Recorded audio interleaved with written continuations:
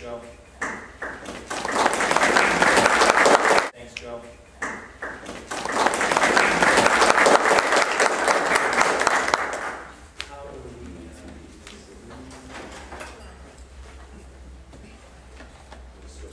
How's everybody doing? Thank you guys for weathering the great weather, but also getting through traffic. And it's always good to have a car-full person, but I didn't have that. To just give you a little background, about 4 years ago, about 4.5 years ago, and this is hard to believe, the U.S. Department of Commerce, which is relatively small in terms of cabinet-level agencies or departments within government, was assigned and mandated to promote Invest U.S.A. And this is, strangely enough, kind of an odd circumstance in that you would have thought we would have been doing this 200 years ago, okay? Because every other country in the world has been doing it for 200 years, and the Chinese have been doing it for 1,000 years. It's been mandated. So even in the Forbidden City, there's a hidden scroll there that says, you know, Invest China. So here we are, 4.5 years later, almost 5 years later. We're finally getting to the table with the experts over here, David, Joe, and Kevin, and Janet, of course, who is a new member of our Export Council.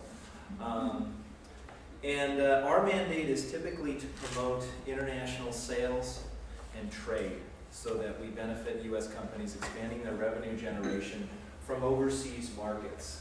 And typically the U.S. and FCS, my eyesight or is that really?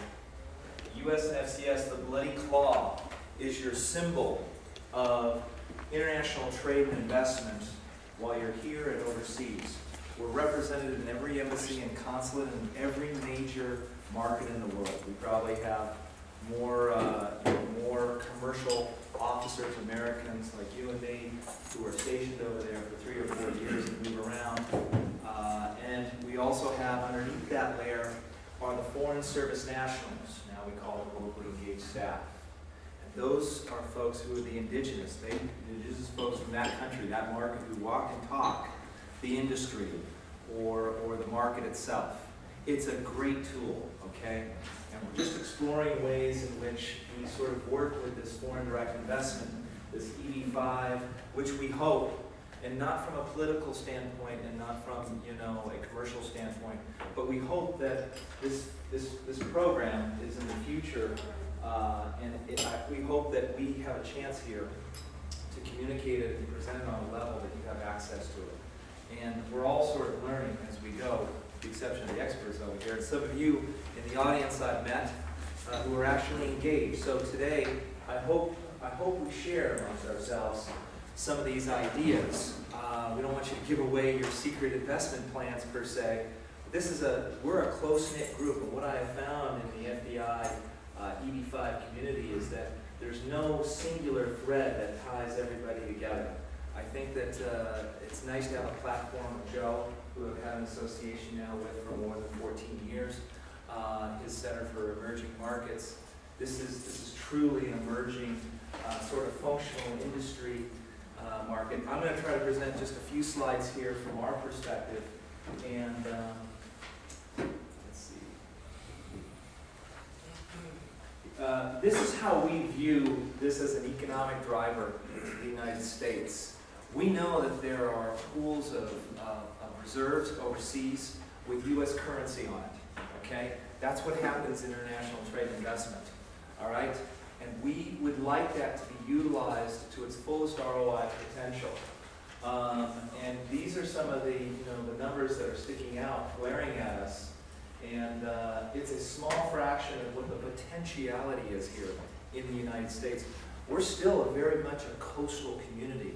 If you think about the size of China, it is still, from an agrarian and from a landmass, square mile, situation, smaller than the United States.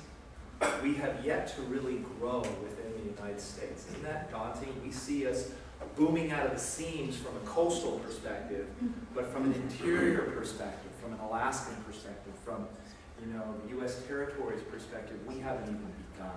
This is a country that probably hasn't seen its future in the way we see it for hundreds of years to come. So, in a sense, we are going to become the sleeping giant in 200 to 300 years. And this is the driver. This comes together here in bringing together. Can I tune this up just a little bit? Can we focus it a little bit? Or Sure, I think it's... Or is that it? That's nice. So, this is another driver right here. Foreign firms here, they're also very successful exporters. If Toshiba America, electronics, that's mine, did not go back and forth on the 5 freeway and notice a few white buildings in Irvine, you might not have the robust computer industry that you have still here in Orange County. And the same with San Diego, with Sony back in the late 60s, putting together its first manufacturing plant in the United States, in San Diego. They like this nondescript, very boxy, very white, very industrial, light, light industrial, heavy R&D environment. And they've been extremely successful. You cannot, I mean the brands Sony and the brands Kia Motors, they're all very successful because of their launch and their diversity here in Southern California. And I'm coming at it from an industrial point of view. I think we're going to talk a little bit about commercial real estate, other infrastructural projects, and things of that nature as well. All this is really important. But I'm just going to share a few things about some of the trends and some of the industry perspectives. So we've had some ups and downs. You can see here, right around the tech boom, cycle over here. And we had a slowdown with sort of a recession in the early part of the millennium. It started to pick up in slices. Now the U.S. dollar has sort of hovered in the last 4 or 5 years, and it's made it very attractive for foreign investors to come here to the United States and view us as a good ROI. Now, my region covers the Pacific Southwest, including Hawaii, California, Nevada. And I believe that these are markets that are very viable for various reasons, whether it's residential, commercial, or industry perspective, for folks of foreign markets that want to come here and look at some of the situations that give them opportunities. Some of the markets here, some of the trends here of FDI positions of various countries. I think you saw a real big trend in the 80s of buying, purchasing very premium properties here and investing a lot in industry. I mean, everything from LA to San Diego, the Japanese have been very successful in bringing some of their industry here. I mean, a lot of people would probably not admit this, but guess who we helped use? Guess who I worked with when I was down in Long Beach at the Export Assistance Center back in '94 and '95? Honda America Corporation, right there in Torrance. Why? Because the Civics and the Accords were assembled here in the United States. We got permission from our Office of General Counsel to help them, and it goes back to that other slide. These companies help export their products, which are designed and fabricated and assembled better than which they would be overseas. And so their market position here was enhanced. And for that reason, we helped them in Latin America and Canada and Mexico. And it was, it was very exciting, very controversial at the time, though.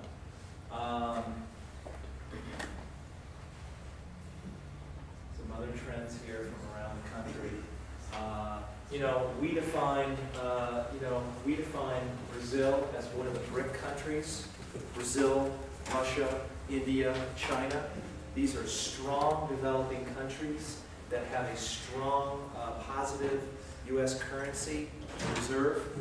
These are great countries to engage with, and they have great technologies and great possibilities for coming here. We have very strong offices in Paulo and and over here in India and Southeast Asia as well. We have probably a growing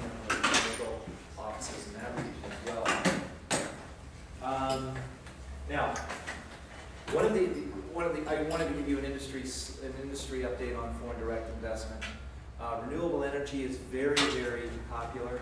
It can be controversial at times, but I think that it is part of a strategy to gain a foothold on the United States competitiveness within the global, competitive environment for energy. And so I want you to take a look at today in terms of not just commercial or residential real estate, which is extremely important and actually plays a role in industrial development for a company. I mean, Toshiba America back in the late 70s and early 80s had to find a white building. They had to find a commercial property to be where they were today, and they had to find it in the right area.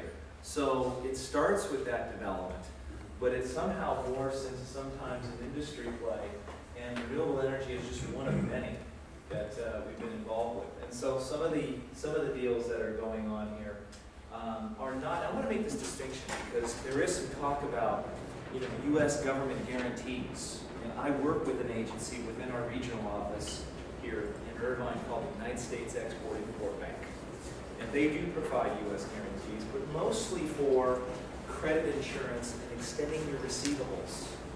So you're a company, you want to generate sales from an overseas market. You want to extend those receivables beyond 30 days net to. Okay? You want to get 90 days out, 180 days out, maybe even 360 days. And so a lot of the U.S. government guarantees are not in the form of working capital, but to ensure that companies can get repaid on their overseas receivables. But what I'm kind of showing you here today is that this is not about, we're not necessarily promoting U.S. government guarantees. What this is about are individual state incentives and the attractiveness of the competitive environment within a geographic, economic, socioeconomic, geographic area. So various companies have established foreign direct investment for certain areas like Missouri, Minnesota, Nebraska, Iowa. So we're here to help you discern what are some of the economic advantages for various markets throughout the world. I have 7 other regional candidate or colleagues out there, and we're in this together to promote the United States as a good vehicle for foreign direct investment.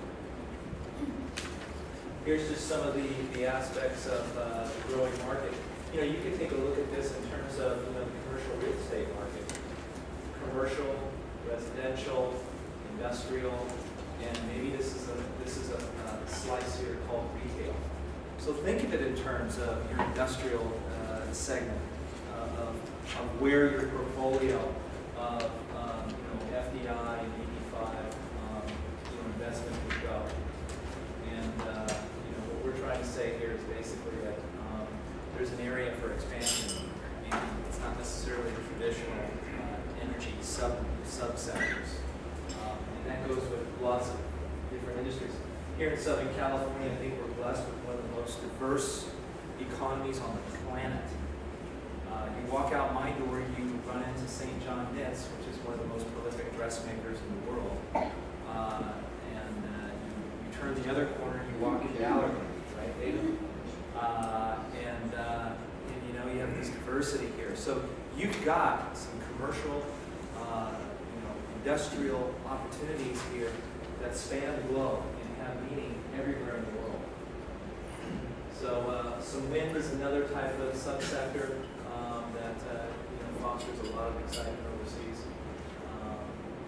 And some of the portfolios of some of the goals for some of the countries, or some of the states here. Foreign direct investment and EB-5 for that matter is really based on really a regionalization. And we'll talk more about regional centers, I believe, get into the definitions of what they are and how they operate. And many of you out there are part of regional centers, fair enough to say, or you're familiar with that. There you go. Okay. So, but also, we work from a federal point of view with the state governments as well. Okay. We don't want to pick one state over the other. We're not in the business of picking winners and losers. We're trying to basically create a level playing field. Okay. So, Then you got these various different incentives. All these, we want to flush all these out, both internationally and both domestically here. So these are strong components of why investment takes place.